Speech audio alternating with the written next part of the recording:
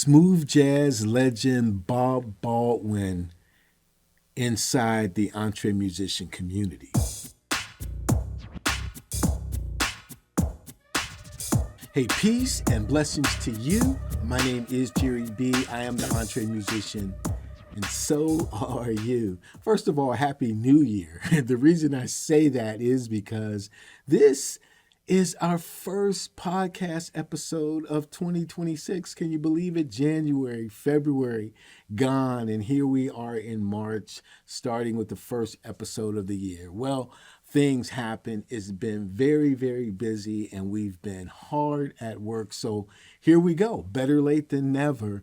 And the way we kick the year off is with none other than smooth jazz legend, over 35 albums. Wow. I mean, doing his thing, major label artist, touring very well, 40 plus years in the business, a true veteran, and he sits in with the EntreMusician mastermind community, sharing his heart, so generous with his time, taking our questions, and you get to find out exactly what happens on a weekly basis inside the EntreMusician mastermind. So without further ado, let's kick it over to what happened so you can get your groove on. It's going to be right. Oh, Lord. Okay. Started playing music when I was 6, thanks to my father, who I just released a single celebrating would have been his 100th birthday. Got my first record deal with a major label, and saw the accounting on it. Was very displeased, and worked my way off that label and started my independent route, which has been on and off since 2000. I try to do an album a year, which is the equivalent of one song a month. One song a month a year makes an album. So that's been kind of my mantra, and I've always dedicated everything I've done to the Lord, of course, and of course to the memory of my father. So that's the short story. It's a great story. I'm saying 30 albums. Is that right? 35 albums? This year it'd be 38 and 39. I'm doing 2 this year. Mm. I didn't do one last year, so I'm making up for it. Word up. Most of that work was done before you went independent on Atlantic Records? I did 2 records with Atlantic in 1990 and 92. Mm-hmm.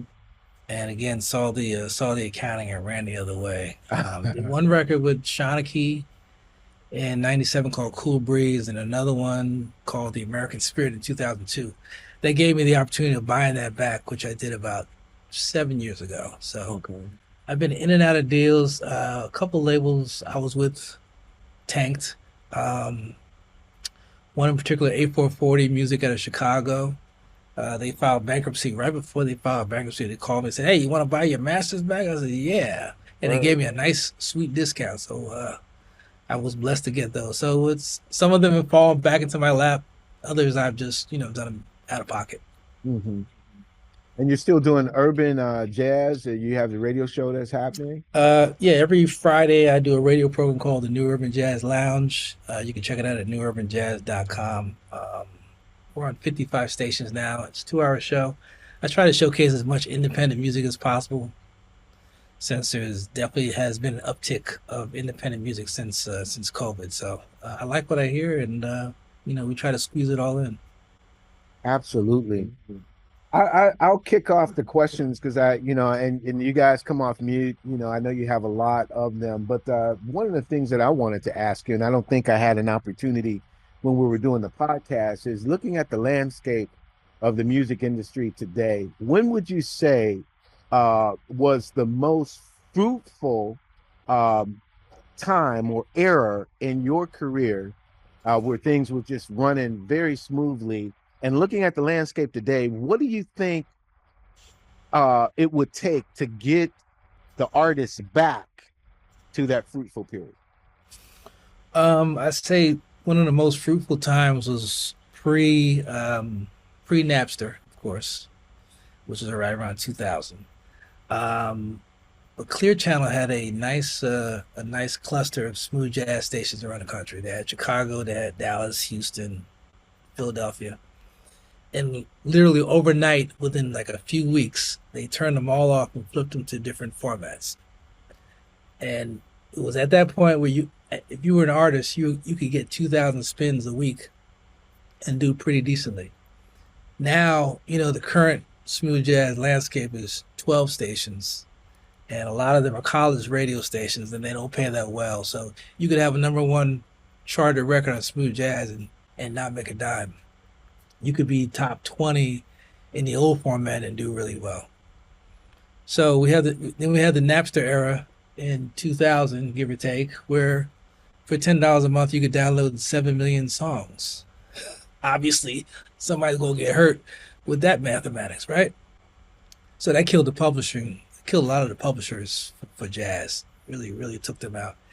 And then another date that comes to mind is 2015, when Apple Music decided they're gonna roll out their format, and for 3 months you get free service, which means once again you're downloading all this music for free, and somebody's not getting paid, and that's the artists, that's the writers, that's the producers, that's the labels. Really, it hasn't really, in my opinion, hasn't really recovered since then. I think 2015 was the latest blow, because this streaming game is a joke. Download it, get a million streams and make like $40 or something like that. It's crazy. Wow. So you're saying we've bypassed the point of no return. It's not coming back. The genie's not going back in the bottle, and there's no fruitful period for the. So we should just stop the podcast here. That's it, right? Oh no! Don't give up hope yet. Don't give up hope yet. I tell you, there is one format that seems to be generating some revenue. Is that if you're doing jazz, you can get on Watercolors, XM Series, or if you're on, you're doing gospel, some of their channels, they pay pretty decently. Okay. The regular radio stations at this point, until they get some more commercial stations in the mix, not so much. So right now the saving grace is Watercolors for smooth jazz, and real jazz also on XM Series. So with respect to Watercolors and XM, is there a pathway on? I realize not everybody on here is a smooth jazz artist. I'm just asking general questions, but they understand that landscape for independent musicians is up, and they're more welcoming to indie material, or are there certain hoops you have to jump through? Before I answer that, how many are non-smooth jazz? Let's get a number, see who. Okay, got it. Everything I'm telling you about smooth jazz can be applied to any other station that runs their format on XM Series. In most cases, you for whatever reason, I don't make the rules. They require that you find a radio promoter who will basically be your mouthpiece to pitch to a station. It's similar to streaming as well. If there's a streaming playlist, you want to try to find a company that can pitch your songs to various playlists in the streaming world. So it's kind of the same concept for radio, and it's been in place for a number of years, probably, at least 50. And I guess that was to avoid the radio stations talking to every artist on the planet. So they kind of funnel them into a radio promoter, and then they do the pitch for them. Back in the day, they used to literally drive to each station and pitch a record. Now it's just a phone call or email or text regarding, new material. But yeah, again, you could apply that same concept to gospel or R&B. Unfortunately, R&B is way overpriced. It's crazy. Gospel probably not as much as at this point, and inspiration, same thing. Excellent. All right, everybody. So Jazz Cowgirl, you can come off of mute, and you didn't have an opportunity to introduce yourself. So since you popped in the first question on chat, just come off mute and ask it directly. Let Bob know who you are and where you're calling from. You there? I just got off the freeway.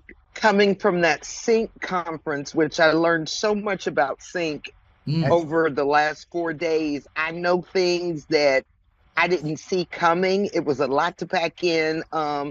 I call myself a country funk, but of course I do gospel. I'm a preacher's kid. We do that. I do everything except I don't do R&B the way they know it now. If I'm going to do R&B, it's going to be the way it was done when Roberta Fleck or somebody was doing it. It's not whatever we're calling R&B now. I don't know.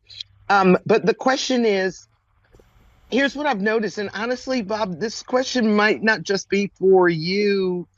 It's actually technically at some point over the next month, I want to know this from everybody in the group. Because my husband, who is no longer with us, he used to practice up until he was 91 years old when cancer got his jaw, 6 hours a day. But he had a partner. I was running everything. I was running a business. I was taking care of his catalog as well as still having the band, making all the stuff. So my question is, what did you give up personally so you could achieve success in your business, and do you regret any of those choices now that you're older? Great question. No regrets. I'm happy I've taken the path that I've taken.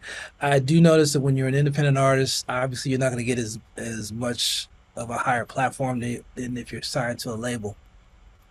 That's the downside. The upside is, when you transition or pass away, you've got something to pass on to your kids, your family. It's called a catalog.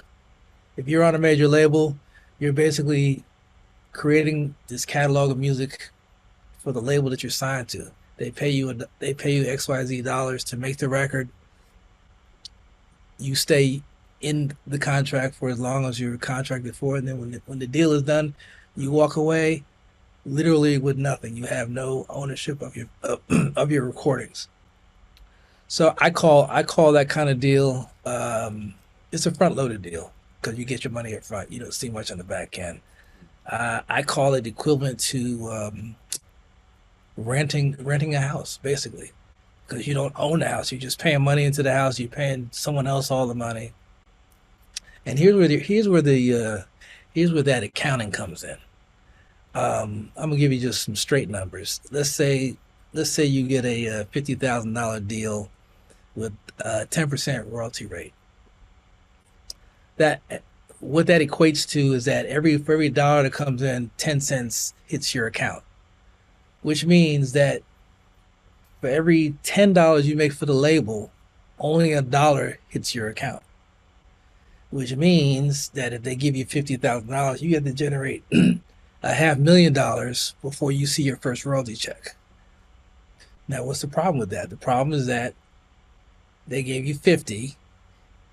You got to make 500 grand back to see a royalty check. Where's the other 450? Ooh, it's in the hands of the label. So really, if a label puts up 50 and gets 450 back, they're getting a 900% return on their investment. You can't get that on the stock market. You can't get that anywhere. So that's how the whole music business has been built. It's been built on what I call, gangster accounting. And unfortunately, we're still dealing with it. You can turn on TV at 2:00 in the morning and watch, the greatest hits from XYZ, and they're all up there singing and having a good time. I bet you none of them own their masters, so they're probably not seeing any of that money. So it's kind of a messed up accounting paradigm. But I think as more independent artists get into the mix, where they keep 100% of everything they make, it keeps the major labels honest, or not. Yeah, either or. Who's next? Who has a question for Bob? I hope I answered your question. Hey Bob, are you partial to Baldwin acoustic pianos, or what's your favorite band? Ooh, you mean the actual product, the brand? Yeah. I like Steinway. I like Yamaha. I like Baldwin. Baldwin, of course, looks better on stage, but I do like I like Fazioli is really nice. The last record I had recorded was on a Steinway. I did an acoustic record called songs my father would dig, and I was on a 9-foot Steinway. That was a lot of fun. I enjoyed that a lot. And with these different, maybe like the top 4 or 5 major brands, obviously each one has a slightly different sound. Yes. In your opinion, and I guess, I don't know, would you have a description of like a Baldwin versus a Steinway acoustic piano, regardless of the venue? Yeah. Good question. It really depends on the venue. Depends on the size of the venue, how big the ceilings are. But I will tell you that the reason Baldwin piano failed is because they ended up doing their manufacturing out in China. And I have no offense on China, but what they were doing, they were taking the actual, the piano, what they call the bow. It's a wrap around. They wrap the bow around. I guess they have to heat the wood and treat it and bend it. What the China manufacturing company was doing, they were cutting the bow in half, and it was kind of like gluing it together. So it kind of affected the acoustic treatment of it. But I like the Steinway piano because I like the older models. The older wood is great. The older Yamaha pianos are wonderful. Pianos can get expensive though, man. Woo! You got to really save some money for them bad boys. 50, 60, 70 grand or higher. For sure. For sure. So Eddie, I think Eddie jumped in before Daryl. Yeah, Bob, I have a stepbrother that has been a successful songwriter and recording artist. His name is Gary Taylor. He wrote Good Love for Anita Baker, and he wrote for the Whispers and Layla Hathaway and others. And he suggested making a CD of your songs, sending it to Sirius Radio, because they put Sirius radios in 10 million cars annually, and that's a good way of kind of enhancing your revenue. What's your thoughts on that? Yes, we had discussed earlier about XM Sirius. I totally agree. If you can get on that platform, satellite's only in the U.S., so you will find a large audience at Sirius. I think Watercolors, for instance, has about 900,000 listeners a week, and that's the jazz side. R&B is higher, gospel's higher, maybe about the same. So, but yes, I totally 100% agree. But keeping in mind that you want to, locate a radio promoter that can pitch your record to the appropriate station that fits the format of your music. Do you have? I'm jumping in on Eddie. I know. I apologize, Eddie, but do you have any recommendations that you feel comfortable sharing, or are those trade secrets as far as the radio promotion company or persons?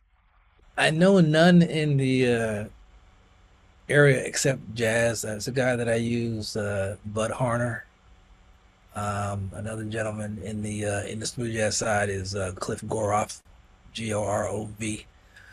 I've used both of them over the years. It's been good. Not too many that I'm aware of outside of that.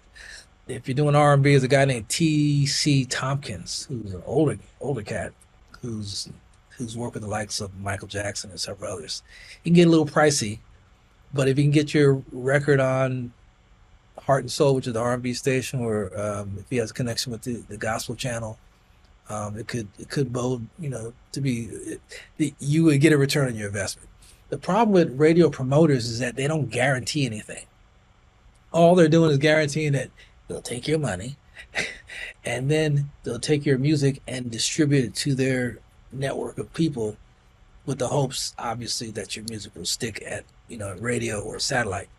But again, the risk is you might not get your money back, and you may not get the airplay. So it's kind of a double shot to the gut. So you really have to be mindful of what your production sounds like, so that you can make sure you're competitive with the other format you're going up against. Understood. Daryl, then Jay. Yeah, hey Bob.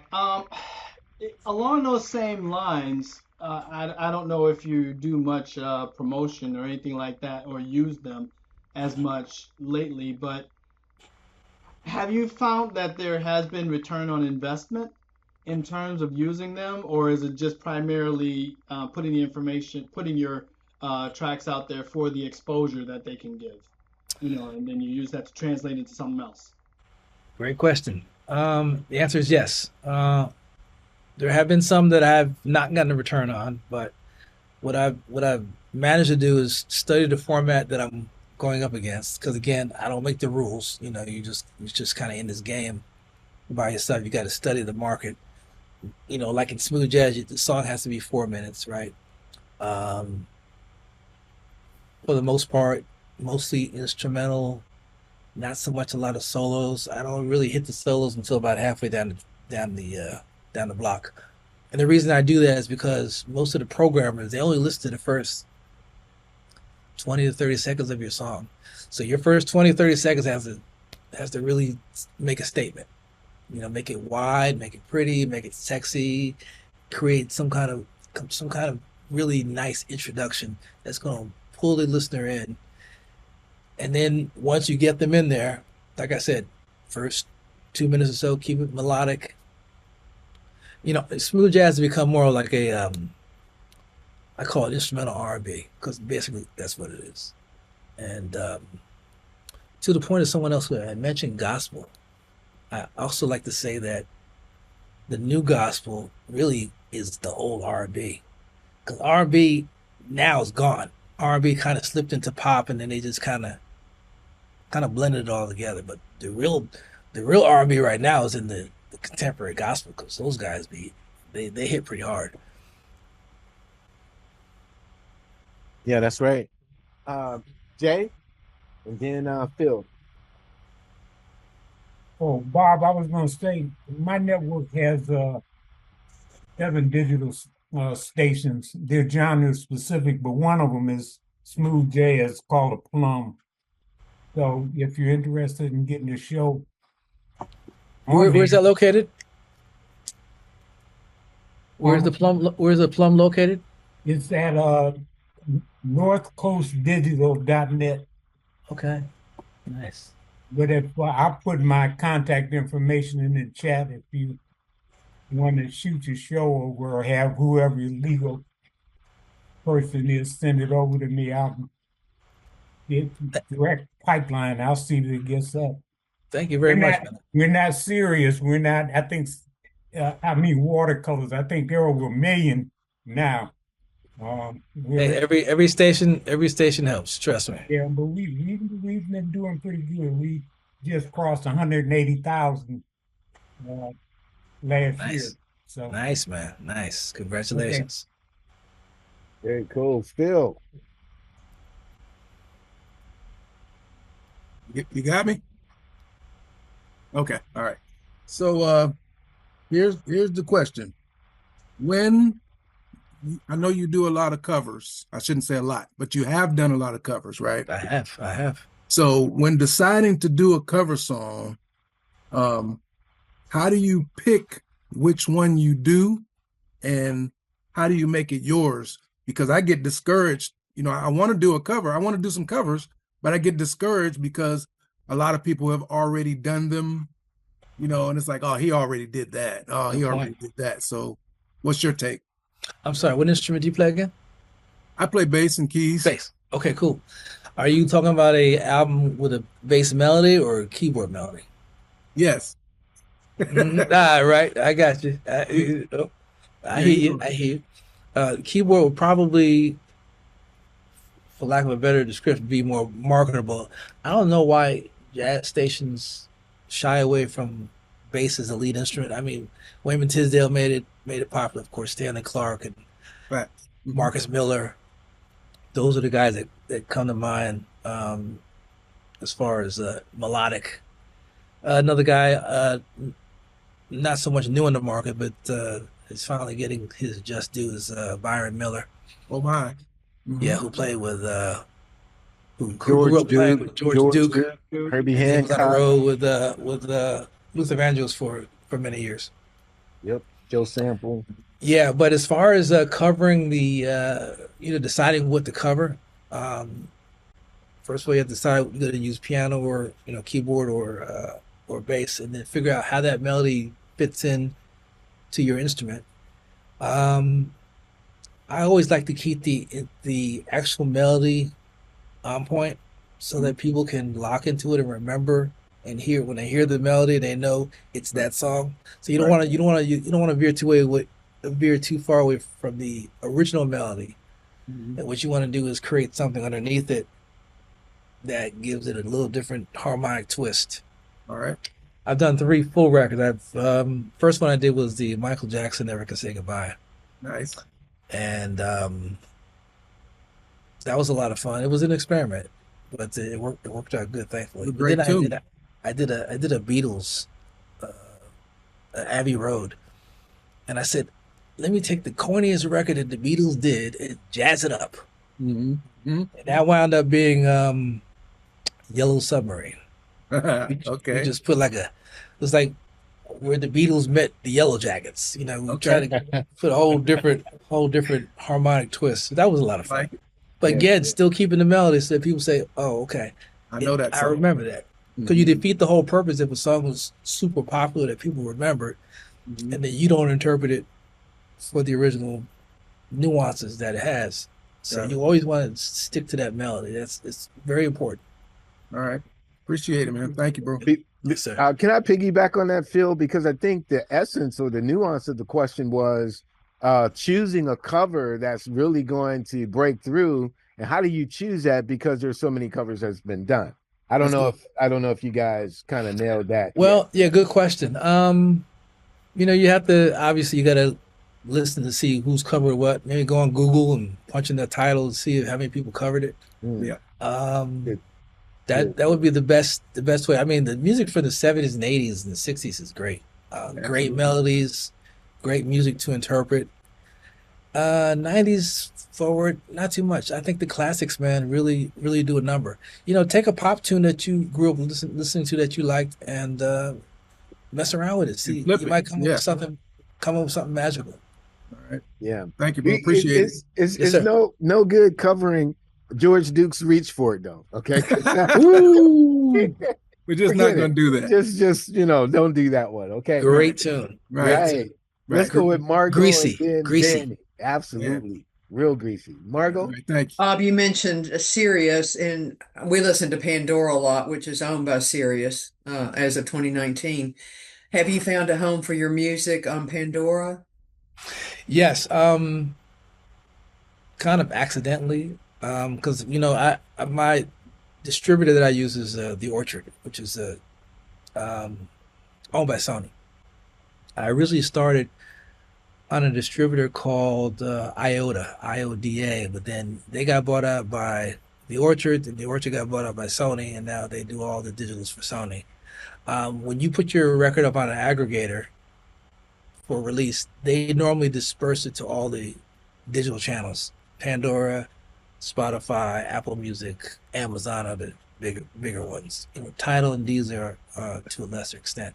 But yeah, I have, fortunately, I do have some presence on Pandora. It's kind of fallen off the last few months, but it's, it's still over there. On all my playlists. All of my playlists. All right. Thank you. Danny Jones. I need to know if you have released any mixes yet in Dolby Atmos. Ooh. I have not wrapped my head around Dolby Atmos yet. I need like 55 speakers in the room. Well, you can do it with a few less, but I'm being facetious. Of course. I think 5, right? Is 5? Well, it depends. I mean, because I am an Atmos mixer. Ooh, I'm gonna call you. Please do. That's where I get to throw in. I did Al Green's Greatest Hits. Oh my God, that must have been crazy. It was really quite an experience, actually. Loved you do it. Let's Stay Together? Yeah. Oh my God, that must have been amazing. That's actually the first one I did. Oh. I mixed 13 songs. Nice. 10 of which were on the Greatest Hits. And so I'm obviously very much into this whole Atmos world, but I just wondered if you were going there yet. I would love to go there. Has the industry caught up to Atmos to make it, a viable thing? Slowly, but it is. Yeah. It is getting up. And there's a new streaming platform that I received some information about the other day, and that's one of their big things that they're doing. Another one that is going to be all immersive audio. Oh, man. And it's each year there's another car manufacturer that's offering it. Yeah. In cars. And, same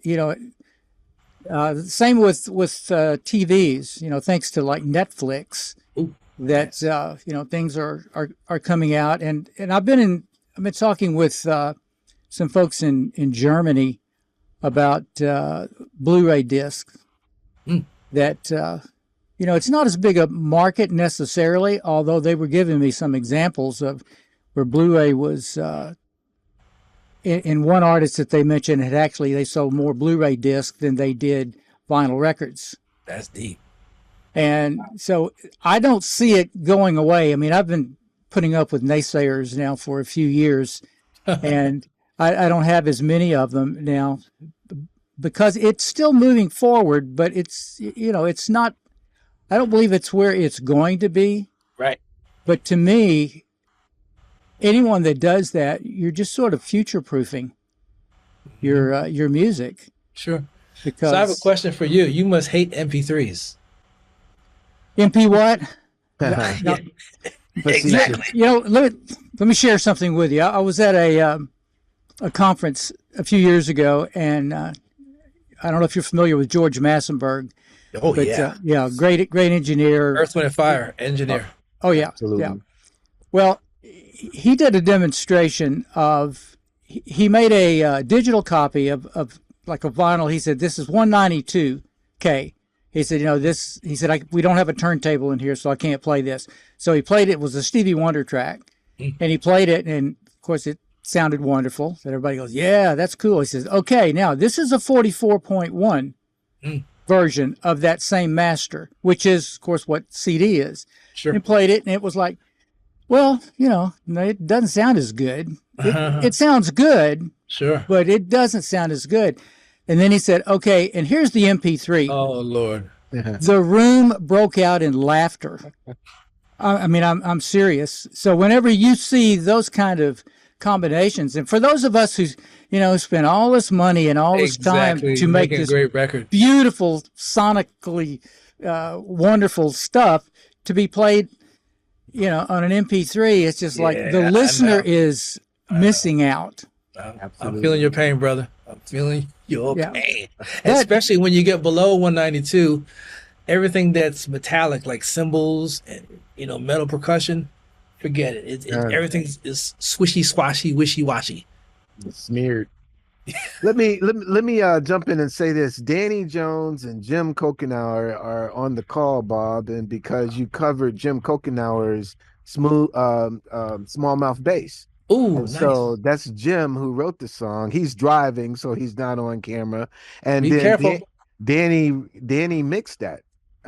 Nice. Yeah, that was a great record, man. I enjoyed that record. Thanks. Yeah. So you did the remix on that? Danny did the mix, did. and Jim wrote it. Nice. Who was the gentleman who played sax on that? Keith McKelly. Yeah. Great tune, man. I enjoyed that. Well, yeah, Jim, I know you're driving, but you can say hello. Or... Yeah. Hey, Bob, I never got to thank you for playing on that, but man, that sounded great. I appreciate it very much. Oh, wow, man. It's nice to meet you. Because we never met, right? Nope. Oh, man. That was like 20 years ago, right, Jerry? Yeah, that was 20 years ago. We drove up to New York. Wow, that was fun, man. I enjoyed it. Great tune. Jerry just said that. Jerry said, "I know a guy," and I said, "Okay, go for it." So, Jim, do you have more tunes or what? What's going on with you? That was a great tune. Yeah, I write. Well, thank you. I write all the time. Yep. Nice. I've got a lot of stuff on YouTube. I've got a YouTube channel that's mostly easy listening, more like Jim Brickman type stuff, but I do have a lot of smooth jazz as well. So yeah. You play piano? Yes. Oh, nice, man. Okay. Yeah, I gotta check your stuff out. Yeah. I'm writing it down. Okay. Thank you for sharing that. Yep. That's cool. Yeah, very cool. Very cool. Anybody who has a question but has been afraid to ask it, Lisa, Robin, James, Thomas, where you guys at? Bert, you guys are not normally quiet. So just want to give everybody an opportunity. I appreciate your time, Bob, for hanging around with us. Oh, for sure, man. I'm not on camera. That's the reason why I hadn't really answered. Okay, that's Sorry, Robin. Go for it. Yeah. But how you doing, Bob? My name is Robin Williams. I didn't introduce myself to you. Hello, Robin. I'm having some difficulties with my computer with no camera. But anyway, I'm Robin Williams, senior. I'm a music producer, an artist. Me and my wife have a group called Poetic Soul Sound, and I'm also Poetic Soul Sound. We do smooth jazz, R&B, with poetry. Nice. And in Philadelphia. In Philadelphia, yes. And have a documentary. I am the executive and owner of the documentary that's out on Amazon Prime, Roku TV, Canal Plus. It's called The Legendary Marion Williams. So The Legendary Marion Williams. Oh, yes, nice. Yeah. So anyway, I wanted to I do like I said, I dab a little bit into little smooth jazz. So my thing is, you were saying that some of my music do have background music in it. Yes. And you were saying that they don't like to have too much background music, right? Just enough to background singing. I'm sorry. Oh, you're talking about smooth jazz? Yes. You know, once again, another weird rule. I don't know who makes these rules. Who says that you can't, pluck your bass or wail a saxophone or throw some background, what they call a hybrid record. I don't know why they don't do that. I used to do that a lot in my first few records when they were like, well, we can't play it because it's vocals and it's music. We can't do both. I was like, well, why not? Can't you chew gum and walk at the same time? What's the problem here? I don't know. I don't make these rules. I hear you. I appreciate it, though. I think what I need to do is just go buy 20 radio stations and play whatever I want. There you go. That's what it is right there. Change the game. Now we talking. Now we're going to change the game. Yep. In the meantime, we got to deal with this nonsense. Yes, sir. Thank you very much. So I feel your pain. Yeah, just do two versions. Yes. Do a version with the backs, do one without.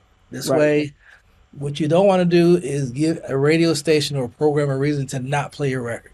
Gotcha. So give them what they want. Don't ask questions, and keep your version that you like on your album. Yeah. Or just don't sell your own love for the composition out because you got to play their game. You can still do you, and it's okay to do you. Right. Because that's what being independent is all about, right? You call your own shots. Exactly. But you still got to work within the framework of their whatever rules they concoct every. I don't know where they get these ideas from. Gotcha. Somebody said it came up. They used to do like maybe about 20 years ago. They used to sit like 50 people in a room and they give them a device, right? And they would play a bunch of music. And if you liked what you heard, and you rub this device a certain kind of way to give it a thumbs up. And so they came up with the conclusion that background vocals and music together didn't register as well as the saxophone or the trumpet or something. I don't know where they get this stuff from. Right. I think they paid the people to come in here to lie. Wow. I'm kidding. I don't know what they were doing. I think we're doing it this way in order. Daryl, Blair, and James. James, I saw you come off of mute, but I didn't know if you wanted to talk. So we're going Daryl, Blair, James. That cool? Cool. Daryl? Okay. I have more of a technical question. And this is something that I've been meaning to talk to you about. We were actually scheduled to do this. I never got a chance to. So this is my opportunity. Uh, Sound selection for putting together your track and your layers and all of that sort of thing. Can you talk a little bit about that? Yeah, a lot of that has to do with the sound of each instrument and their frequency and where it's placed. You don't want to have, in terms of arrangement, you don't want to have too many instruments hitting the same frequency. In other words, for chords between like 150 hertz to 300 is where all the chords kind of do their thing. Melodies is somewhere between 500 and 1500, a little higher for piano. So you want to make sure your arrangement doesn't get too heavy in certain areas of the mix, because if you do, you're going to get a lot of clutter, and you're not going to get a lot of clarity. So one way, if you do have a lot of instruments in the same range, is to limit the scope of how they're panned. So if you have like 5 or 6 different instruments, maybe you want to put one hard left, another one hard right, maybe 10 o'clock, 2 o'clock center. You don't want them sitting on top of each other so you can get the clarity. Because if someone's listening to speakers, I call it the wall of sound, which I learned from Kashif many years ago. He used to stack like 25 vocals, and each one would be in a certain specific area of the panning. But you could hear everything nice and crisp and clear. You don't do hard left and hard right. There's so much more space within those speakers where you can hear everything. So frequency is very important. And I've on many occasions I've go on YouTube, Google, and locate a chart of instruments that gives you the frequency of each instrument, the bottom to the top, and study those frequencies. But again, for me, chords is, because I'm a musician, I'm a piano player, and I love to play chords. Like I said, somewhere between 150 and 300 is where the chords sit. So I want to make sure I'm not too heavy in those areas. And if you're playing, say if you're playing like a C major chord, all the instruments don't have to play the whole chord. Maybe one instrument plays the top of the chord, the other one plays the bottom of the chord. You don't have to make it so thick, So it's very important to make sure the range of instrument is not all in the same frequency zone. So studying frequencies for me is a very important thing. And I like to keep my my bass and kick centered right down the middle, and probably around 50 down, I keep it do a hard mono panning setting, so it's not stereo. Keep it hard mono. I hope that answers the question. It does. It really helps to put it into perspective. Because you play violin, yes. So I'm not really sure the actual range of a violin. Like I say, go pull up one of those charts and see what their range is, and then work your arrangement around that's your lead voice. Work your way around that lead voice. You don't want to have too much stuff below it. Above it, mostly below, because that's where the meat of the harmonic power is. You know what I mean? Okay. And do you generally tend to use like a certain set of sounds for the vibe that you create?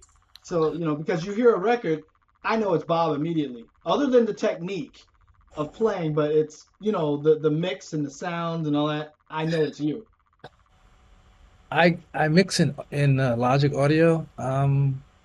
That kind of has given me a certain kind of sound. It's funny. Everything I've run through Logic sounds like something that I would do. I still haven't figured out what constitutes my sound per se. Using the same piano gives a familiarity with my audience. I like syncopated bass lines that lock in with the chord. I'm into bass drum. The bass, I like the drums to move a little bit, not too busy, but I like a lot of percussion too, which kind of gives it a certain kind of pulse. You always have something constantly going through the track, just to kind of like put people in a transient state, if you will. Yeah, it's kind of a weird thing. I haven't really figured out. I don't know. It's got to be more than just logic, but I do try to. The piano is always a similar sound. The bass and the Rhodes, when you hear those three things together, you kind of know, it's me to some degree. I listen to Jeff Lorber. He has his own sound. He has his own engineering sound too. He's a great engineer. Listen to the stuff that Quincy Jones did. Bruce Swedien, great engineer. When I listen to those records, I know it's Quincy. When I listen to George Duke, I know it's a George Duke. He always uses the same engineer, which is Eric Zobler. Eric Zobler, yeah. I might have just answered my question. You have the same engineer recording those pieces, you will get some consistency of sound. So if you're the engineer and you're the artist, then it kind of speaks by itself. But if you get another engineer, buddy up with an engineer that's going to work with you over a course of time, and they can help you develop the sound that you're trying to develop. Absolutely. But you said something interesting. We're going to Blair next, but you said something interesting about the DAW, because I remember I used Reason for years, and then I switched over to Studio One, and then it was a totally different sound. Like the architecture of the DAW was different, and then when I was bringing stuff over, you can clearly hear it's almost like Studio One auto equalizes where the instrument is supposed to be. You know what I mean? So it makes it brighter, it sits it, from an EQ standpoint. And it was just like, oh, this is pretty interesting, because that same song sounds different on a different DAW.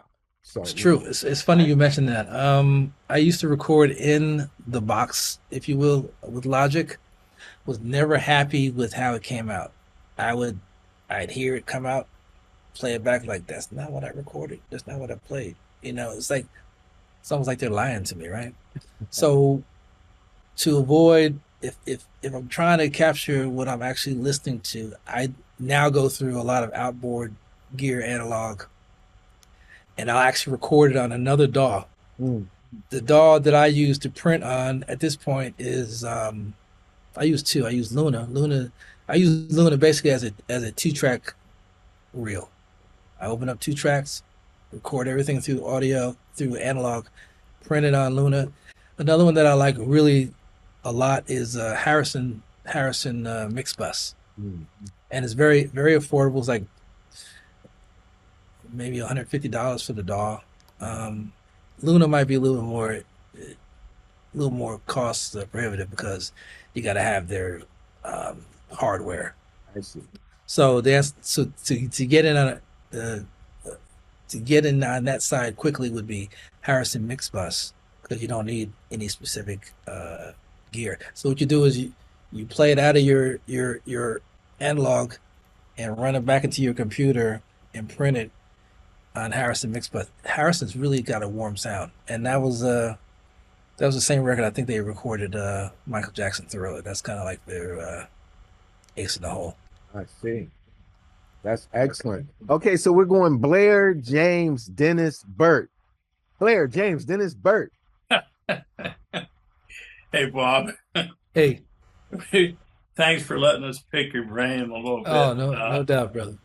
You'll probably be tired at the end of the night. Get a good night's sleep.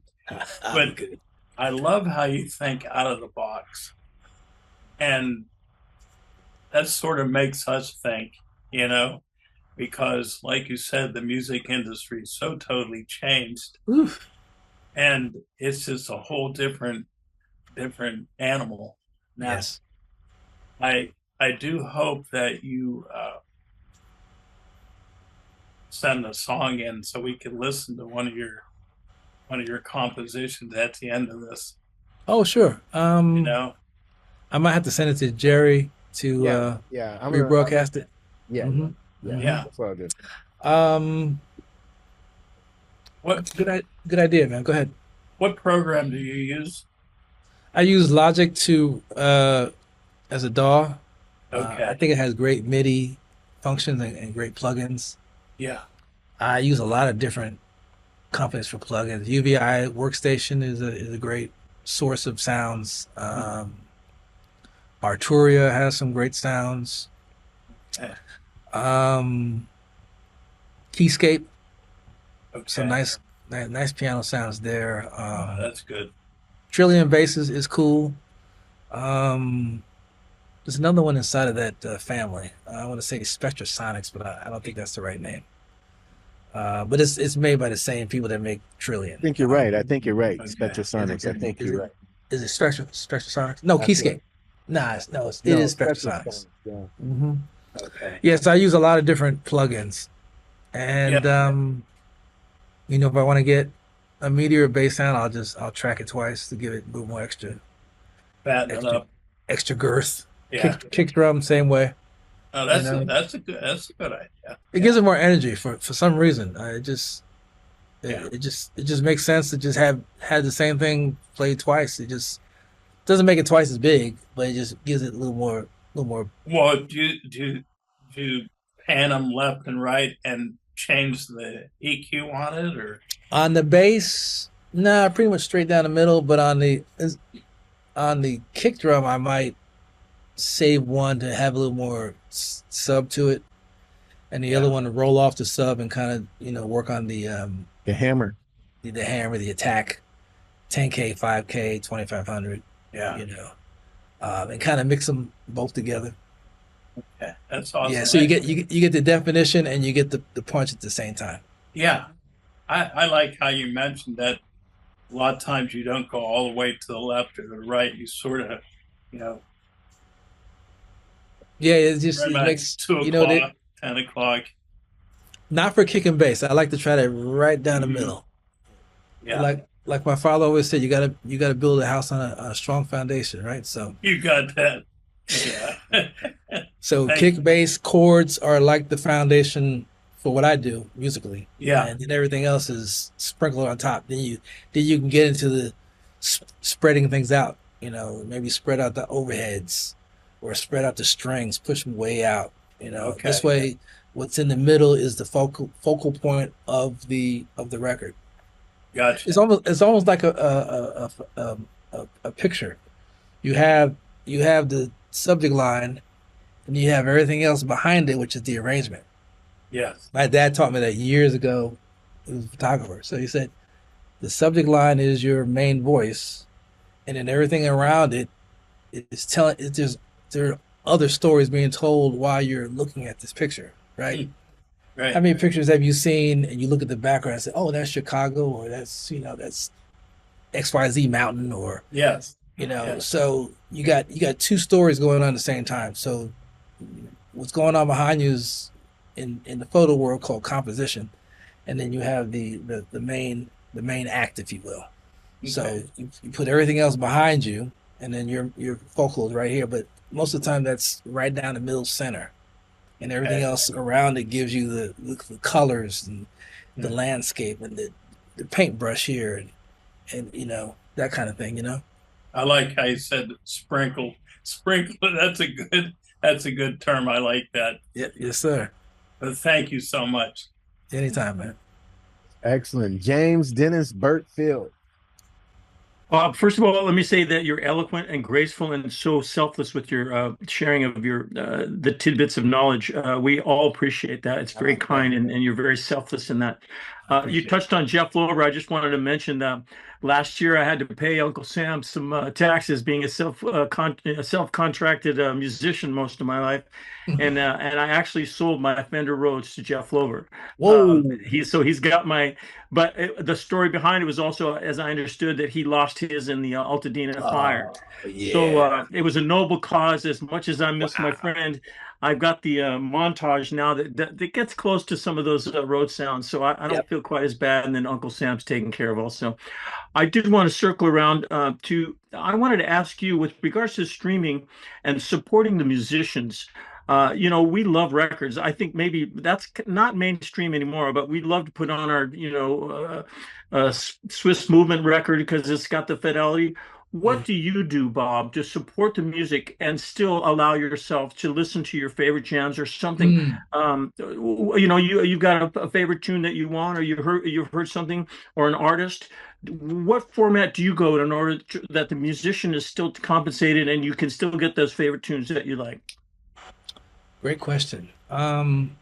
With streaming coming on like gangbusters over the years, no one downloads anymore. 2015 kind of killed the download business. I don't know why. They decided that streaming was a better idea. But if I wanted to stream at high fidelity, I think Tidal has a nice vibe. There was another company I used to download a lot on. I can't think of it, but they had like high res, 24 and 48 and 96 bit. I've heard some real high end remixes of Steely Dan Asia, which I thought was absolutely amazing. The original record was recorded so beautifully, so when they were able to take that to the next level was really amazing. So those are my, the higher the bit rate, the cleaner sound you're going to get. I had a friend of mine that recorded, he was friends with Kenny Gann, was an engineer named Winston Johnson. He recorded Louis Farrakhan. He did a recording many years ago in his cathedral, and he had a multitude of different races playing strings and horns. And he recorded it, I believe it was 192. And the playback on that thing was amazing. You could hear the air in the room and the clarity and just a beautiful sound, I enjoy listening to that a lot. But yeah, 192 is really nice. But the problem with 192 is it's very labor intensive on your computer. Sure. It takes up a lot of CPU. You gotta be ready to load up some serious, RAM to be able to play that thing down. Yeah. What about with regards to the monetary support to musicians with regards to streaming? Because what I still do is if I hear something or a new artist, I'll download, I'll go to iTunes and buy the record, or try to get vinyl in my local shop, which is, still spinning vinyl around here. But nice. What do you think is the best format to still allocate those funds that we need to get to those musicians creating the music? Great question. The download is still a very viable medium. Right now, vinyl is outselling CDs at this point. There you go. Which I thought was pretty amazing statistic I heard about over the last couple of months. So vinyl is on the uptick. CDs not so much. Downloads are still low. Honestly, I wish they come out with a new format. I wish they would just abolish streaming altogether and push people back to buying product. Woo! But I'm dreaming again. I'm sorry. Baby. Well, that's honorable. That's the way I feel is the best. I mean, I do try to acquire vinyl when I can, because I know that in the business model that a good percentage is musician based, and it's taking care of the guy's family and his heritage. So thank you again for your answering of the question, Bob. I appreciate it. No doubt, and continue to sell that vinyl, man. That's great stuff. Absolutely. You got Dennis Burton Fields. Hey, Bob, I was listening to you were talking earlier about the way things sound and where they are in the mix and the panning and all that. And 99.9% of that is like above my pay grade. So I use Logic Pro only because it was gifted to me by my wife many years ago. And so that's the one that I learned and was closer to what I usually use at work. I'm a video editor, so that interface was comfortable for me. Sure. But when I write music and when I choose what type of arrangement or what kind of instruments are going to be in this particular song, I'm doing it all by instinct. I'm not thinking about frequencies and things like that. So I guess my question is, for a novice, someone at a novice level like me, who basically doesn't know what they're doing, I just go by what I like in terms of how it sounds to me musically, as far as the composition, what I want to accomplish, and how different instruments can interpret different things in the song. So for someone at my level, what are some general things that I should try and do without getting technical? I'm fairly satisfied how songs come out, but it's always a guessing game to, should I use an electric piano here? Should I use a guitar here? Should I use a horn here? And I just end up trying something, and if I like it, it usually sticks. But Sure. Are you is your drum setup mostly computer in the box? I am the worst person at drums. That's probably my strongest weakness. I have a bunch of songs that would be finished if I could get the drum part done. I'm not good at programming. I can maybe find a loop or something like that, but in terms of getting out of what's in my head, how I think I want it to sound, and programming, I have zero ability. So are you quantizing your drums? No. And Okay. I can't define that either. Okay. So that's probably where you start to get a tighter foundation. So let me see if I can water this down. Make sure you get it. If you're doing, 1, 2, 2, 3, 4, 5, that's more like a 16th note, 16th quantization. Okay. Which means that every 16 within a bar, everything's being cut up evenly 16 times, so you have a nice tight syncopated sound. And for your kick drum and snare and hi-hat, that is absolutely critical. Toms and crash too. So I would start there, and I think you'll be pleased with the outcome of that. As far as EQs, in most cases, it's better to take out EQ as opposed to adding. In most cases, sometimes subtracting from one EQ brings out another instrument's, nuance and quality. Are you doing a lot of vocals? Yes. Okay, so the number one thing you want to do in vocals is that you want to remove everything under 100 hertz, because you could get a lot of low-end feedback. And if you're doing a lot of vocal stagnant backgrounds, that could really be a problem. So are you using a bus when you do like 5 or 6 background vocals? Are you putting them in a bus? No. And I was schooled by Robbie, who's not on tonight, in terms of the benefits of bus. And woefully, I've not investigated that. I tend to do all my harmonies and just stack the vocals. And Logic, it keeps getting these updates, and they have their own type of mastering. And so after I've gotten a particular song as good as I can get it, and I'm satisfied with the volume levels on each separate track, run it through their, mastering thing, and then try and keep levels where they should be. Sure. But again, I'm just doing this all instinctively. I'm not utilizing any kind of method. That's okay. So formal method to it. the bus concept is similar to a funnel, right? You got this big funnel and everything comes out of one spout.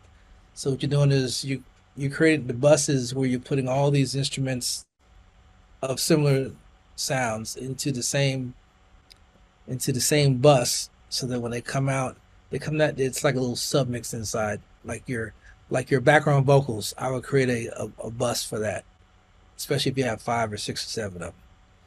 If you have a lot of percussion, you create a percussion bus, and you put all your percussion underneath this one bus. This way you're saving CPU time, CPU space, because you're not re-EQing or doing the same process on 5 different tracks.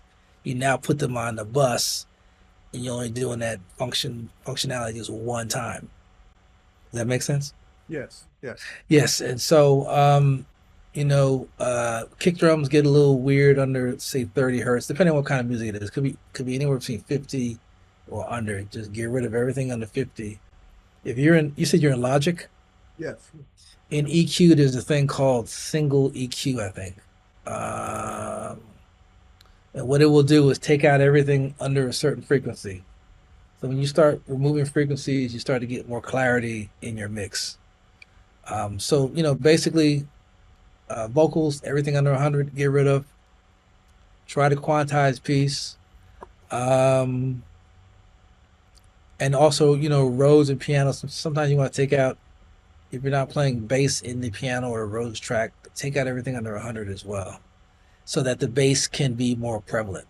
Because if you have two instruments kind of fighting for the same frequency, you get a little muddy on the low end. So I would take, if you're playing bass in the keyboard track, I would go into the editor and just mute those parts and save the bass part for the bass player. Okay. That'll give you a slightly cleaner arrangement overall. Okay, sounds good. Thank you. I like to hear the end results of that now. All right. There will be an an assignment. It may be a while. He said maybe a while. I like that. Okay, let me see if I can find some music. You guys keep asking questions. Jerry, I'm gonna send you an email. Cool. I'm gonna.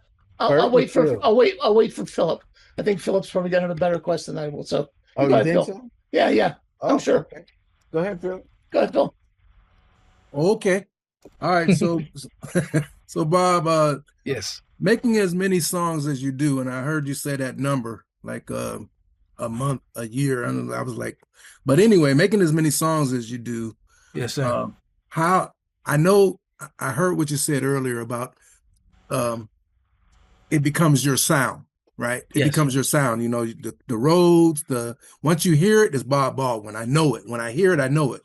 But how do you keep the songs from sounding alike? I guess melodically, you know what I'm saying? Good question.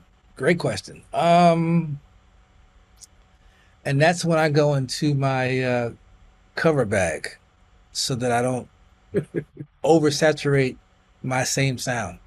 So I start to apply that sound into someone else's record.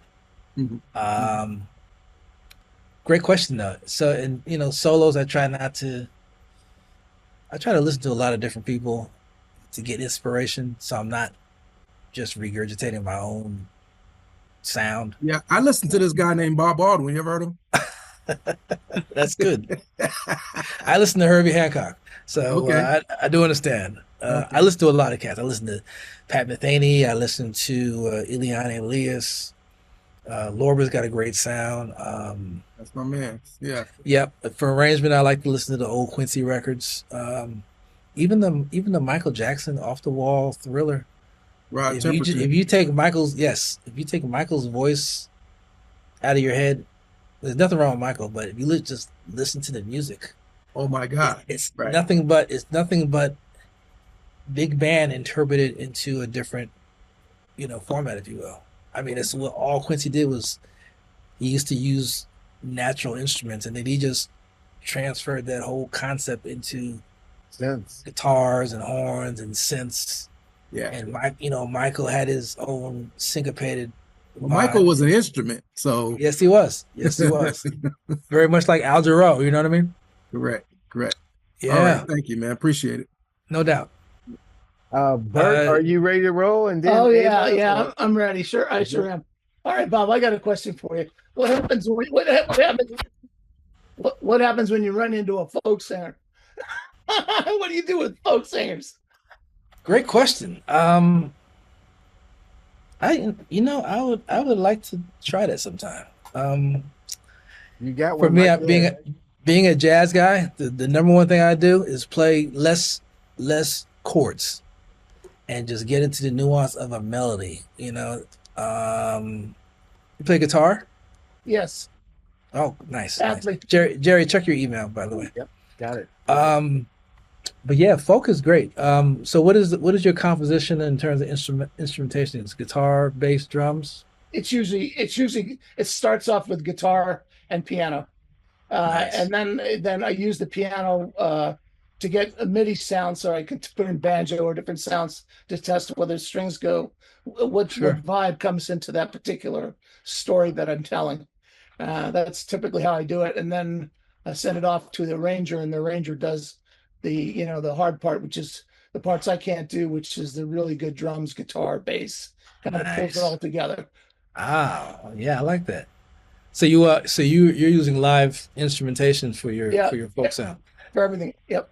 Nice. What town are you based in? I'm in Washington D.C. or like Oh, okay. Right outside DC. Yeah. There's a lot of some pretty nice studios out there. I can't think of it, off the top of my head. There's a great mastering place down there in Alexandria. Really nice. Yeah. Mark Williams is the guy using in Sounds familiar. DCA. Yeah, he has Water Street Studios in Georgetown. Okay. Yeah, no, it's folk music's great, man. I'd love to hear what you're doing. Cool. I'd love to send you some stuff. I really would. Be fun to fun to see what you come up with, because I like to. One of the things I love doing is taking different kinds of music and like kind of experimenting, and it's like being a mad scientist. I got the mad part already down, but I totally get it. Trust. I totally get it. Oh, man. Hey, Ava. Awesome. Hey, Ava, you there, dear? You're on mute. Uh-oh. Ava. You're on mute. Okay, and that's how I write music. You see how long that took.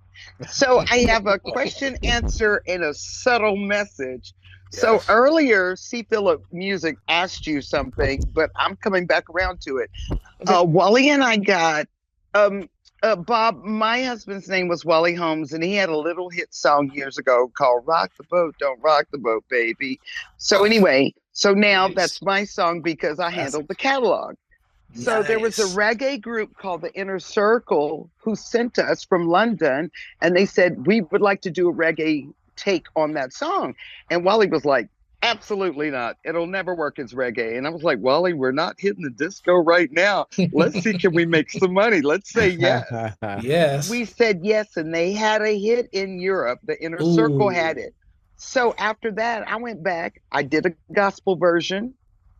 And then I finally got up my nerve and I went to the NAMM show. I remember the year perfectly. I went to the NAMM show that year and I finally got up because in my head, I had a full version of a organ Rock the Boat. And I decided the only artist in the world who could play what was in my head was Joey DiFrancesco. Oh, hey. Wow. Nice. I approached him. I approached him at the NAMM show.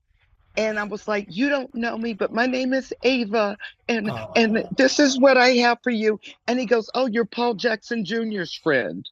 Oh, wow. And so I sucked my teeth in and I said, yes, this is what I want to do. He said yes. And so while I was writing the track, I finally had it ready for him, or the chart. I finally had it ready that summer, and he died before I could ever give it to him. It was about 5 years ago, right? Yep. And so sometimes my answer is sometimes the artist who owns the track is actually looking for someone else to keep it alive. So when you say, how do you find the music? Sometimes the music is looking for you. So right now, I have a film score version. I have my gospel version, and no one's impressed me yet with an organ track. So I'm throwing that out there right now. I'm still looking for somebody to play what's in my head with that, not really like an Allman Brothers, but the really Southern gospel rock on Rock the Boat, because was I'm that the one who is that say the yes Friends of or no. Distinction? Hughes Corporation. No, Hughes Corporation. Corporation. Hughes. Thank you. But guess what? It was the same producer. It was was it Jerry Peters? Oh God, what?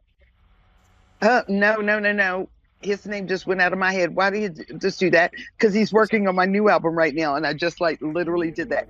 He produced the Friends of Distinction and also Free to Paint. Oh my God. And the Hughes Corporation. And now I'm working with him, and he's in his 70s now. And he produced my husband's group before. Yeah. Classic. That's some classic stuff right there. So if anybody's out there about to play some organ, I'm still open to hearing some things. I don't play organ, but that's a very intriguing tune. I wonder what that would sound like on the... Well, I don't have really... Is that Ray Cork Jr.? Wait, Ray Parker Jr. played on it, as well as the other guy who was the producer on the of Friends, Ray Cork. No, John Flores. I just got his name. It was John Flores. That's a great tune. Great tune. It is, and it can go a lot of, because my gospel version, I've never played it for the group, but I think you guys will like it. I featured Tata Vega on it. Ooh, God. You dangerous. I'm telling you. Jeez. I got to sing with I'm Tata just at saying, church. so you never know. You never know who's looking for you. Somebody's out there looking for you. Yeah. I mean, that song has legs, man. I mean, I hope you're being compensated properly. That's a classic record for sure. Absolutely. James, you were saying you chimed in on that?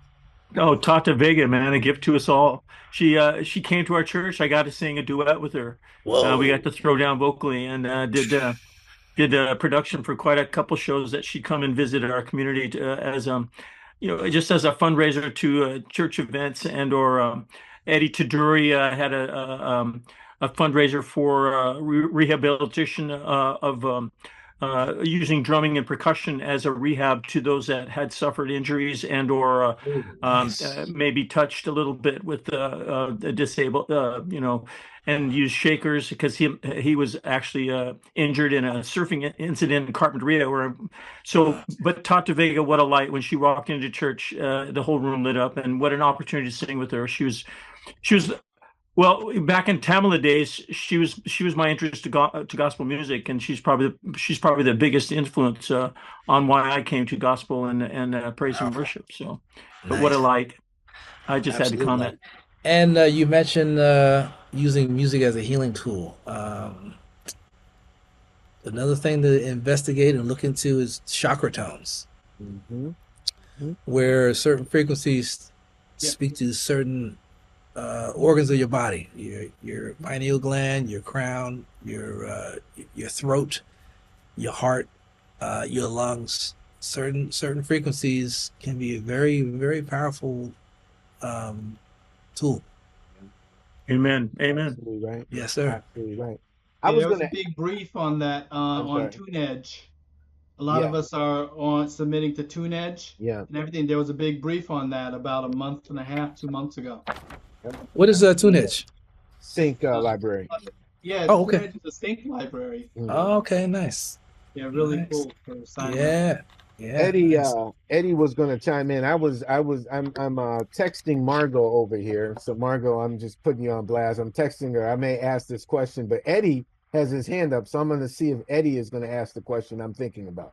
So go for it. Well, I have a Tata Vega story. In 1970, I got a job at Arby's Roast Beef on Sunset in Hollywood. Look at you. And down the street was Frank Zappa's rehearsal facility. And if you are familiar with the Hollywood area, there are a number of rehearsal studios, Ivar, and all around that kind of Eastern Hollywood area. And there was a guy named Smitty and Bobby, who played trumpet. Smitty was guitar.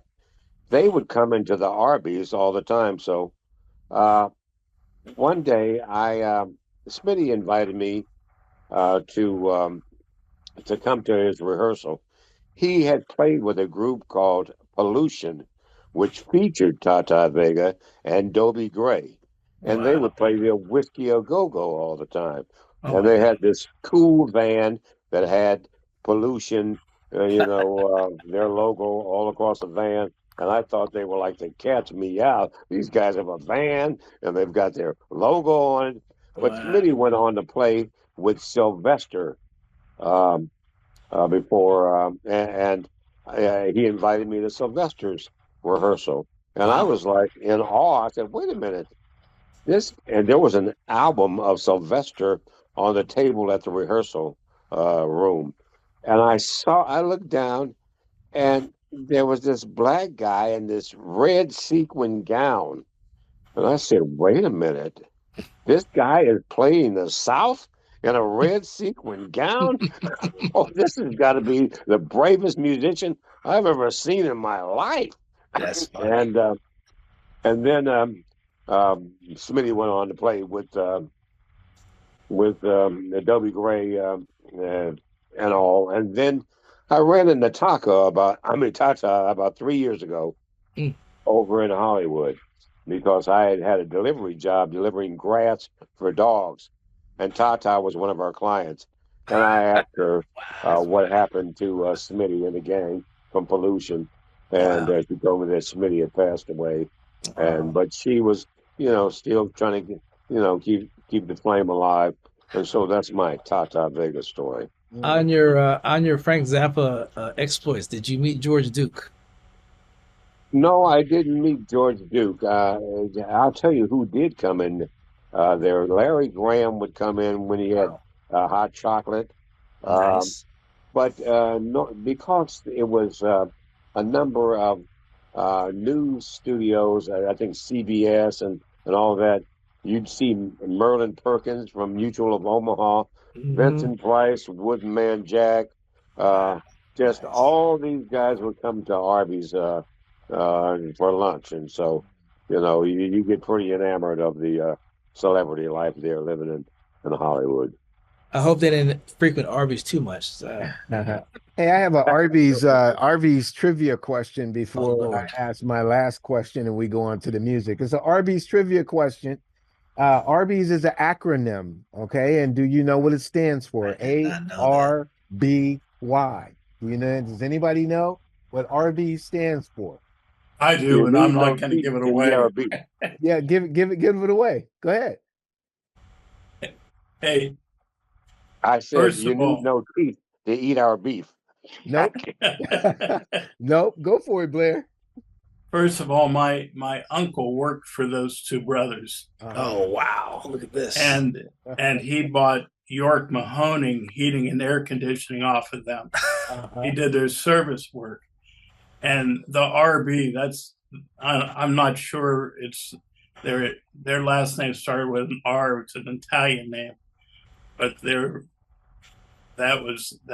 from Youngstown. That's right. And Youngstown, wow. Yeah. It's America's roast beef of Youngstown. That's you Arby's. go. What? Yep. Okay. Youngstown. Yep. Yeah. Okay. With Ving Rhames doing the vocal. Now we have the beef, right? Yeah. We've got the meat. That's great. Good stuff. Exactly. So we have this last question I need to ask you before we move into the music that we'll start to play. Now, of course, everyone knows, and it's been quite a conversation here on the EntreMusician about Suno and the many now uploads upon Spotify and other platforms of AI generated music. And so obviously, Bob, we would want to hear what your, not necessarily verdict, although you may have one, but what your perspective is as we move into this 100% human, 50% Suno, 100% Suno universe. Well, I'm still in experimental mode with understanding Suno and AI music on a whole. First thing that comes to mind is, everybody has access to Suno, so everybody now thinks they're an artist, which means we're going to get flooded with a lot of AI music. And now I got to go sift through millions of tracks to find something I actually like. So that's the downside. It's too close to the access. The upside is of course, if you have a basic idea, you put it in your mic and send it to Suno and say, you give them all the prompts, say, I want this to be instrumental, or I want my melody to be played by guitar, and extended so many minutes in this key. And, it comes out with some amazing stuff. I'm not going to lie. It blew me away the first time I checked it out. I don't think it's going anywhere. I really don't. The question is, can we get good music to come out of it? Because we don't need to hear any more bad music. No, thank you. Got plenty of that. So give me something good to come out of Suno, and you're going to hear some good things tonight, because some of our community members are not more than experimenting with Suno in many cases. So yeah, I'm into it. So he's talking about me, Bob. Okay. And Eddie too. He uses it too, but Yeah. Yeah. I've only been in this world for about 3 years. And as I mentioned, I'm a Christian lyricist, and I don't have the rest of y'all's skill set of playing an instrument, and nor do I sing, even though in Nashville I was told I needed to learn to sing. And I said, no, that ship has sailed.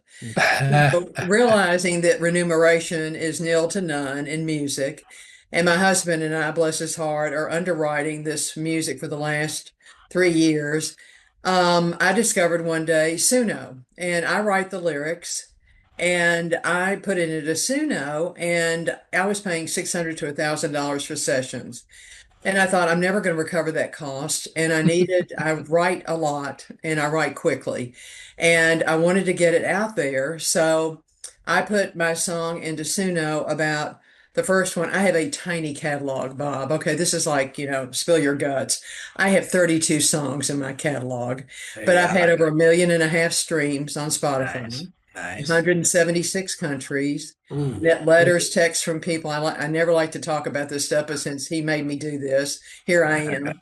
So I realize that there's a concern, and I always say to my friends on here, I will never negate their skill of having that knowledge and ability to play an instrument and to sing. I wasn't in line when God gave those gifts out. He skipped over me on that. Aww. But he has given me the gift to write. And it's amazing that I'm doing it, and it seems to be working, and I'll keep going through that door until he closes it. So now that I shared that, since he forced me to do that. Who is he? Who is he? Yeah, my foot. Our leader. Yes, Bob. So fearless leader, huh? Fearless. Yes. Wink, wink, nudge, nudge. Yeah, right. Yeah, wink, wink is right. Yeah. So that's me. Nice. Well, the thing about Suno, for somebody like you could do a song a week. I do a song a day almost. Oh, see. Yeah, I did a song today just for this, for tonight. See, nice. Yeah, it's been, I did, and I haven't shared this, but I have a label interested now, and I know how you feel about labels and all this, and I understand that, and it's, it's a long backstory and all this kind of stuff, and then Jay's been very kind to take my music and help me underwrite and give Rodney my allowance from him for the songs that he's played for me on his digital stations. But yeah, it's been, I don't know, eternal significance. I don't know who's hearing this music, where it's going, but when I get gratifying letters from people who've been touched by it around the world, I know I'm supposed to be doing this. So, well, the good thing about Suno in your case is that it's better to have it on Suno and out in the world than sitting in your computer or in your brain, because ain't nobody gonna ever hear that out your brain. Yeah. You know what I mean? So I do. Kudos to you for taking a shot, and I hope that that you continue. Don't be discouraged. Thank you, Bob. Excellent. Now, see, Jerry, what did you think he was going to say? I didn't know what he was going to say. That's why I asked. I had no idea. Because we've never talked about. He's been on the podcast 3 times, Bob, and we've never discussed AI. We hadn't talked about AI yet. Yeah. I had no idea. See that? Well, I will say this because I know that Bob's time is limited. I wanted him to listen to some of the music as we submitted it, but Eddie, Daryl, and James has questions. If you can abbreviate your questions, perhaps, so that we can get into some of the music before Bob has to leave, that would be. I'm gonna close my window while you're talking. I can hear you. Okay, this is Eddie, Daryl, James. Here's a quick Suno story. James one day called me and said, Ed, I've got this Suno program, and I've run one of your songs through it because I recorded quite extensively at James's home studio, and he ran a song through Suno, and I was extremely impressed. And so I got a call last week from a guy. I would put my songs on Facebook, and I got a call from a guy that said, hey, Ed, I've been listening to your music, and I've got a play that I've written, and it's called Soundstage. And I was wondering if you could compose some music, or if you had any music that could kind of correlate with my play.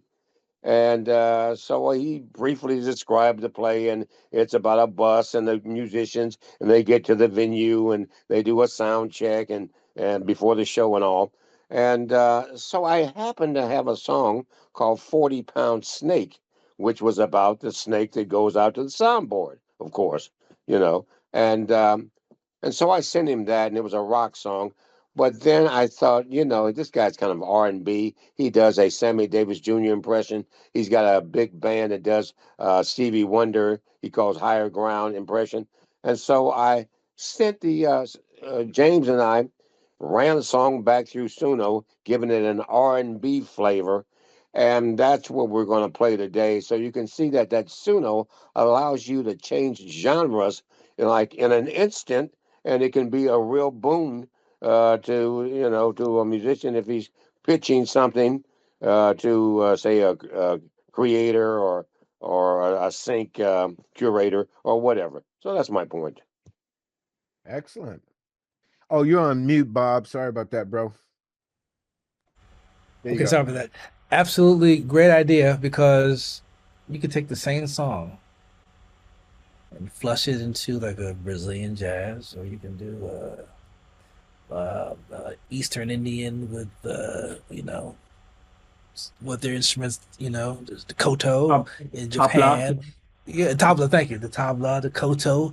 I mean, you could have all kinds of different variations of the same song, which gives you more of a global appeal. So kudos to you for that, and keep on exploring that. Daryl, and then James. Okay, real quick. You had mentioned your radio program that you curate, and yes. We didn't get a whole lot of information about it. I was wondering, how could we submit to you for that? Oh, okay. Just go to NewUrbanJazz.com, and the email address should be there, or you can send it to info@citysketches.com. Either way. Or if you forget both of those before we get off the phone, go to bobbaldwin.com and send me a note that way as well. The show is 2 hours a week. We're on 55 stations around the country. We got one station in Johannesburg. That's our only international channel. But it's 2 hours a week. I've been doing it every week, literally every week since October 1st, 2008. So we're almost at 900 shows in a row. I'm the Iron Man. Dave Koz has nothing on me. Word up. Thank you for sharing. Thank you. Yes, James. sure. So just really quick, I know because we want to listen to the music. With regards to Suno, I said this last week because I have used Suno, but I'm also a composer, musician. I play all the instruments on my tracks. Usually what I do is before I even go to Suno, I don't hum into it and say, hey, write something for me. My music, as well as Ed's music, is that he said that we produced and wrote here at the studio. We actually created the songs, the lyric melodies, before we gave it to Suno. So there's, again, I came back, just really quickly want to say, to me, in my mind, and I struggled with this for a while, it's still the painter and not the paintbrush with regards to creating art. So it is a tool that allows you to get some stuff out there or produce something with a gospel choir without bringing them all in the studio. But again, I always start with something that I produce here on Pro Tools before I send it to the washing machine, is what I call it now. So again, I just want to give props to those people that are writing their own music, and they're not just subjecting some lyric or just a melody or a beatbox thing. We're actually writing the music before we give it to the machines. So I 100% agree with you on that one, because the more information you give Suno, the better interpretation you're going to get of your music. Otherwise, you might get their music. So you just put in even if it's just a drum beat, a bass line, chords, and a melody, and maybe a vocal on top. It's really all you need. You don't need any. It doesn't have to be over the top. Just give it the basic nuances of that song. Right. And the great part about it is, if you don't like the one they put out the first time, tell them to do it again, and they might give you 4 or 5 different variations, and then you could stem them. You can create the stems and then put it back into your DAW. That's what we do. We import the stems, some of the stems, back into Pro Tools and sing our own voices over it. That's what I do anyway. So anyway, thanks again for your time today, Bob. Really appreciate it. No doubt, man. My pleasure. All right. Well, and going once, going twice. No other questions. We're going to the music. Is everybody cool? Yes. Once again, Bob, thank you, man, for your time. Thank absolutely. you for your Absolutely. spirit, man. Absolutely. And for opening up and being so Absolutely. transparent. I knew you were going to dig that. Bob Baldwin, so generous with his time, explaining everything we needed to know, what was, what is to come. And that's the type of thing that happens on the regular at the EntreMusician. I'm telling you what, we get together every week and we make sure that we're understanding what's happening so that we can plan accordingly for our careers. You know you need to be here. You should hook it up right now. Give me a call. I'll answer all of your questions and you can indulge in a tight community, wonderful collaboration, and some vigorous coaching. That's what we do. You will love it. My name is Jerry B. I am the EntreMusician, and so are you. We'll see you next time.